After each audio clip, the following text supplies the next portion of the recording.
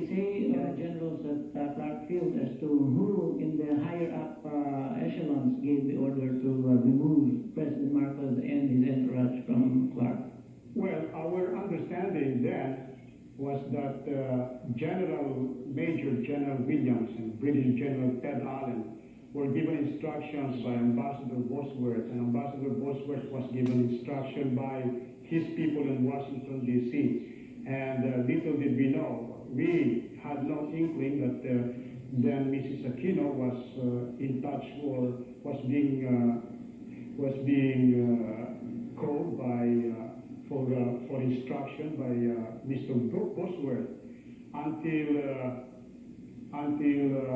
March or April of the same year, when here in Honolulu, a writer, Sandra Burton, who has, by the way, written a book on the Philippines vis-a-vis the February turmoil, has said that when she met with us, she said that she learned as early as February that instructions were given to the base commander that we should be flown out of the country first hour in the morning, and that the order came from Mrs. Aquino,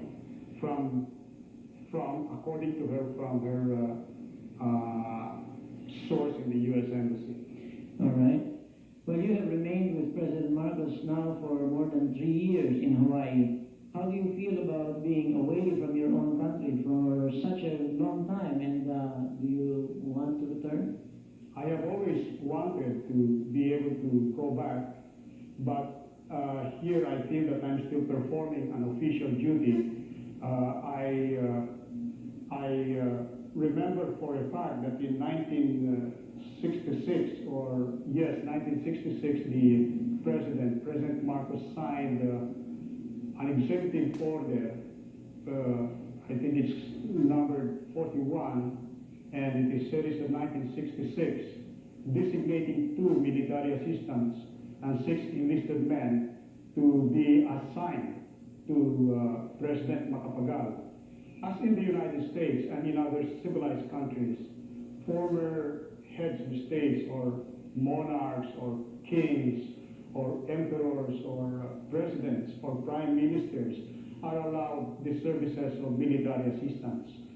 I am in a position where it's hard to, or one would be hard up in saying that I am on an official mission, except for the fact that I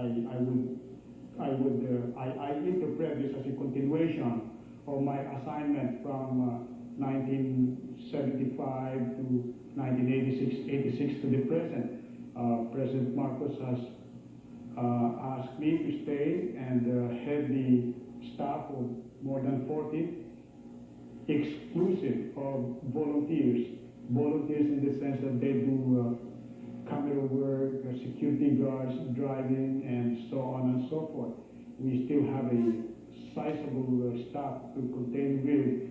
The federal government has to, of the United States, has to deal with somebody before going to, or before personally approaching President and Mrs. Marcos. So I am happy that my services are still needed here.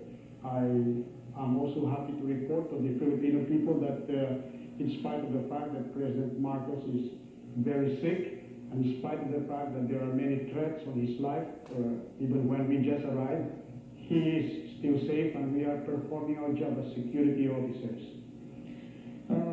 We understand that you had a brilliant career in the military, and if things did not occur otherwise, you could have by now become one of the youngest generals in the armed forces of the Philippines. Do you still often think about your future as a soldier of the Republic? Well, I thank you for your question. I had, yes, a brilliant military career because of an assignment in the South, and I just graduated from the military academy. But I think it is brilliant in the sense that being assigned at Malacanang from the time I was spotted in the South, and I said I was confronted by the by the advance party, actually by President Marcos, when I did not allow him to enter a room which was being blessed during an inauguration. And from there, I was asked to report to Malacanang.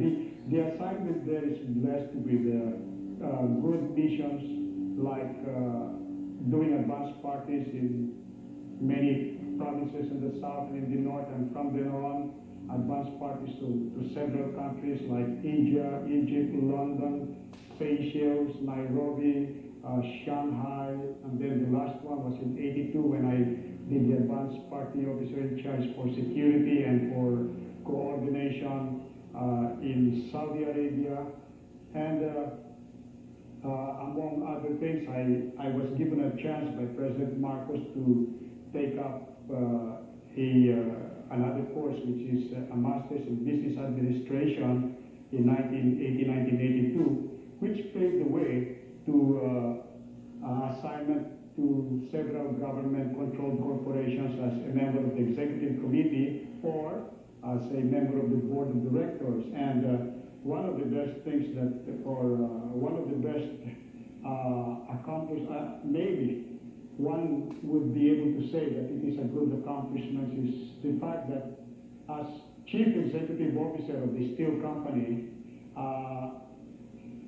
I was able to, within a period of 4 years, pay back the government what the owner of the company has borrowed from the United States Import-Export Bank, and where the Philippines, as guarantor, had to pay this indebtedness.